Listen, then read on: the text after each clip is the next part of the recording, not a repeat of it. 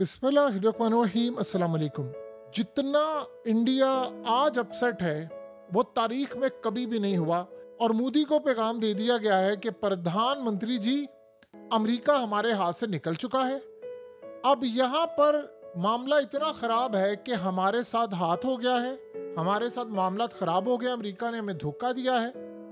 आज जो सूरत हाल पैदा हुई है उसके बाद अमेरिका के पैरों तले जो ज़मीन निकली है आप उसका तसव्वुर भी नहीं कर सकते। ये जो शख्स आपकी स्क्रीन पर आ रहा है, इन्होंने अमेरिका के पॉइंट ऑफ व्यू से लेकर हर जगह पर जो भी आज तक काम किया है, आज सबसे बड़ा काम उन्होंने असल में इंडिया पर बम फोड़ दिया है। ये जो शख्स है आपने इसको देखा होगा, इसका नाम है जनरल माइकल कुरेला।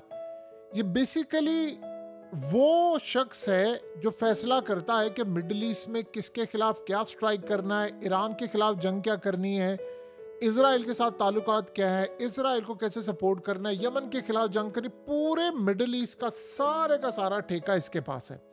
अब हुआ क्या है कि वाशिंगटन में हाउस आर्म सर्विस कमेटी की यानी एक पूरी ब्रीफिंग थी, उसमें मिडिल ईस्ट, अफ्रीका और ये तमाम के तमाम यानी जितने चैलेंजेस थे, पाकिस्तान, अफगानिस्तान, इस तरह की सूरत हाल पर इन सबको बुलाया गया और सारी दुनिया के सामने इन्होंने आकर जवाब दिया। अब माइकल गुरेला ने कहा कि पाकिस्तान हमारा एक शानदार और काबिल एतमाद पार्टनर है और ऐसा पार्टनर है कि पाकिस्तान पर हम रिलाई कर सकते हैं। यानी उन्होंने उठाकर इंडिया को गटर में फेंक दिया और ये कहा इनडायरेक्टली कि भाई हमें पाकिस्तान को इंडिया के लेंसेज से नहीं देखना है, इंडिया की आंखों से नहीं देखना है, उसकी नज़र से नहीं देखना, हमें पाकिस्तान के साथ अपने लेवल पर ताल्लुकात कायम करने हैं। और यानी जो इंडिया कह रहा है जी अटैक करना है, पाकिस्तान दहशतगर्द है, फलाना है, ये है वो है, पाकिस्तान के साथ हम खड़े।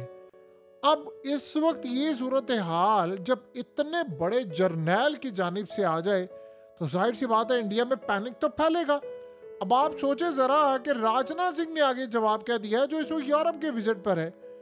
राजनाथ सिंह ने कहा जी अमेरिका सिर्फ अपने फौरी मफाद को देखता है और अपने फायदे तलाश करता है। यानी दुनिया में जो मर्जी हो जाए, राइट और रॉन्ग को नहीं वो देखता, वो देखता मेरा मफाद कहाँ पर है। यानी उसके कहने का मतलब ये था कि अमेरिका के मुताबिक ना दोस्त परमानेंट होता है ना दुश्मन परमानेंट होता है, सिर्फ फायदा परमानेंट होता है। तो उन्होंने कहा कि अब मैं भी अमेरिका के साथ वही करूंगा जो अमेरिका करता है, यानी सिर्फ हम भारत का मफाद देखेंगे। अब हम अमेरिका के साथ देखेंगे हमारा मफाद कहाँ पर है, हम ये नहीं देखेंगे कि अमेरिका क्या सोचता है, अमेरिका क्या करता है, फलाना क्या करता है। हम मुआहदा कर लेंगे ट्रम्प के साथ, लेकिन अब मफाद सिर्फ हम इंडिया का देखेंगे, हमने अब कोई नहीं देखना। जैसे अमेरिका अपना मफाद देखता है तो हमें भी अपना मफाद देखना पड़ेगा।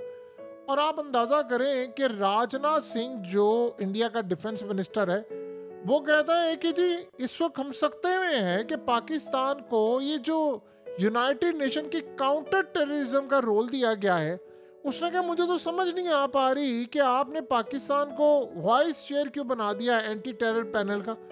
उसने कहा ये तो अजीबोगरीब तमाशा है कि आपने उठाकर पाकिस्तान को, जो दहशतगर्दी करने वाला मुल्क है, उसको उठाकर अमेरिका और ये बाकी ताकतों ने और सारी दुनिया ने उठाकर उसको रोल दिए दिए कि वो अब दहशतगर्दी के खिलाफ जाएगा। ये तो समझ ना आने वाली बात है। यानी अब असल में इंडिया ने बड़ा क्लियरली कह दिया है कि इन लोगों ने हमारे पैरों तले जमीन निकाल दी है, ये सारे का सारा काम करके।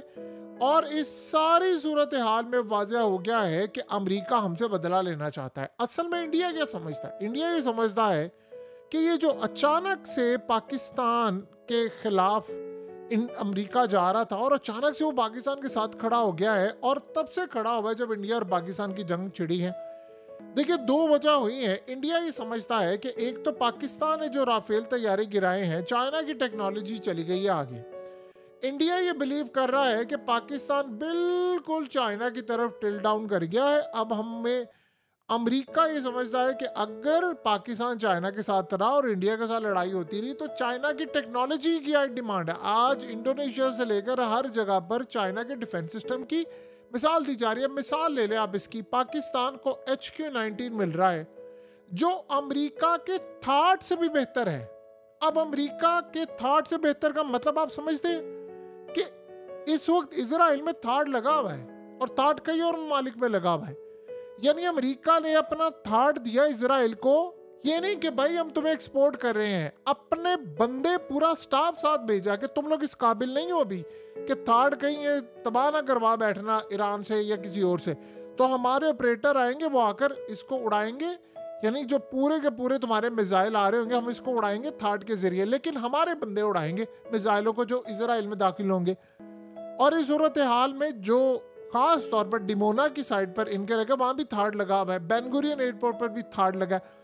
अब HQ-19 पाकिस्तान को मिल रहा है तो वो थाट से बेहतर है, क्योंकि वो उसकी कॉपी है तो उन्हें रिवर्स इंजीनियरिंग करके उसे बेहथर बनाया। ऊपर से J-35 आप F-35 समझ ले कि पाकिस्तान को मिल रहा है। तो इंडिया ये समझता है कि एक तो राफेल तैयारी गिरा दी, चाइना की टेक्नोलॉजी चली गई आसमान पर। वो ये समझ रहे हैं कि अगर अमेरिका ये समझता है कि पाकिस्तान ने मजीद 2-3 एडवेंचर कर लिया ना इनके साथ, हत्ता कि इन्होंने पाकिस्तान की बेसिस को तबाह किया, ड्रोन्स मारे, लेकिन दुनिया ये नहीं देख रही, वो देख रही है राफेल तैयारे गिराए हैं। वो कह रहे हैं कि इन्होंने इतने तैयारे गिरा दिए हैं कि चाइना की टेक्नोलॉजी इस्तेमाल करके एक तो पाकिस्तान को फिर अमेरिका की टेक्नोलॉजी की जरूरत नहीं। तो वो ये समझते हैं कि अगर ये मामला यहाँ तक पहुँच गया है तो फिर समझ ले कि दुनिया में पाकिस्तान चाइना की टेक्नोलॉजी इस्तेमाल करेगा और अमेरिका की टेक्नोलॉजी की कोई वक़्त नहीं होगी। आप बताइए कि दुनिया में आईफोन की हम मिसाल ले लेते हैं। अब आईफोन का मामला क्या है, आप दुनिया में कहीं से भी बनवा ले शायद वो सस्ता पड़ जाए, चाइना से तो खैर बहुत ही सस्ता है, लेकिन अमेरिका में वो बनेगा तो बड़ा महंगा बनेगा। ऊपर से अमेरिका ने 55% टैरिफ अब चाइना पर लगा दिया है। तो ये असल में मसला है कि अमेरिका की धाक डिफेंस से थी, दुनिया को वो कहते थे आप हमारा कचरा उठाएं, आप हमारा असला लें, आप हमारी चीज़ें लें। तो दूसरा, इंडिया ये समझता है कि इन्होंने अटैक करना है ईरान पर, यानी इजराइल पर अटैक जो करना है उसमें अमेरिका की भी तो जाहिर सी बात है मर्जी शामिल होगी, और अमेरिका की मदद के बगैर तो ये काम हो नहीं सकता। यानी आप अंदाज़ा करें, यही माइकल कुरेला इसने एक पूरा प्लान तरतीब देकर ट्रंप की टेबल पर पहुंचाया है कि सर अगर आपके मुज़ाकरात फेल होते हैं तो हम इस तरह ईरान का एटमी प्रोग्राम तबाह करेंगे। जो मुज़ाकरात पता नहीं किस तरह कामयाब होने देगा इजराइल, ये दुनिया को नहीं पता, ये एंड पर लड़ाई होनी है। तो बेसिकली ये वही जर्नल है। तो इंडिया ये समझता है कि कल को जब ईरान के खिलाफ मामला होगा तो अमेरिका पाकिस्तान को कहेगा कि मैंने तुम्हारी सपोर्ट ईरान के खिलाफ लेनी है। जाहिर सी बात है पाकिस्तान तो ये काम नहीं करेगा, क्योंकि अफगानिस्तान का मामला डिफरेंट था, यहाँ पर तो डिफरेंट है। इंडिया ये सोच रहा है ये सारे मामला तो रहे, अब उनके पैरों तले जमीन निकली है कि भाई ये क्या चक्कर है, हमारे साथ तो इन्होंने हाथ कर दिया है, हम एक्सपोर्ट करें, हम वहां से इंपोर्ट करें, सारा काम हम करें, तो ये ट्रम्प हमसे बदला कैसा ले रहा है। वो ये समझ रहे हैं कि पाकिस्तान को इस्तेमाल करके इंडिया से ग्रज निकाल रहा है, ट्रम्प पर्सनल बदला ले रहा है हमसे, और इतना खतरनाक बदला ले रहा है जिसका हम तसव्वुर नहीं कर सकते, और वो जाती तौर पर मोदी के खिलाफ। असल में अमेरिका ने दी है शटअप कॉल, और शटअप कॉल करके इंडिया को ये कहा है कि देखो एक बात ज़हन में रख लेना, तुम इम्पोर्टेंट जरूर हो लेकिन इररिप्लेसेबल नहीं हो। ये नहीं हो सकता कि तुम्हें रिप्लेस ना किया जा सके, तुम्हारी जगह कोई और हो सकता है। हमें स्ट्रेटेजिक पार्टनर की जरूरत है, एक तकब्बुर एरोगेंट वाले बंदे की और एरोगेंट पार्टनर की जरूरत नहीं है। हम इंडिया के साथ ताल्लुकात रखेंगे लेकिन हम तुम पर कंट्रोल भी रखेंगे, और कंट्रोल कैसे रखेंगे, हम पाकिस्तान के साथ ताल्लुकात बेहतर करके। ये इंडिया बिलीव करता है कि हमारे साथ जो मामला था वो काफ़ी हद तक अब ख़राब हो गए हैं, और असल बात पैसे की नहीं है। इंडिया को वो मुकम्मल तौर पर गर्दन से पकड़ कर रखना चाहता है ताकि अपनी मर्जी से घुमाए।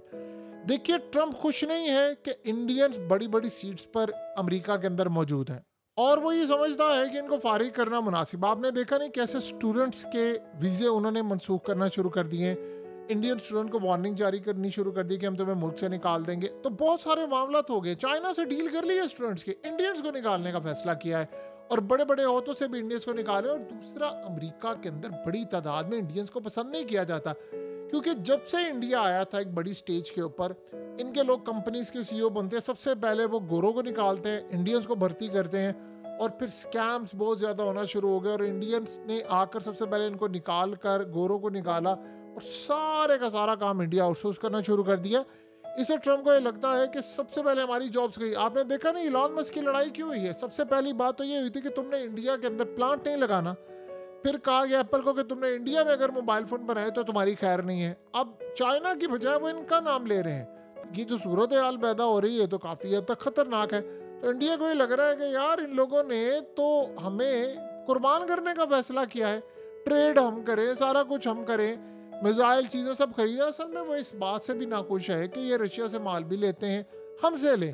जैसे ट्रम्प ने इंडिया को कहा कि भाई तुमने अरबों डॉलर्स का जो तेल है हमसे लेना है, तो वो असल में समझ रहे हैं कि पाकिस्तान को सामने रखकर हमें जलील किया जा रहा है और गेम अब इंडिया के हाथ से निकल चुकी है अगले स्ट्राइक के लिए।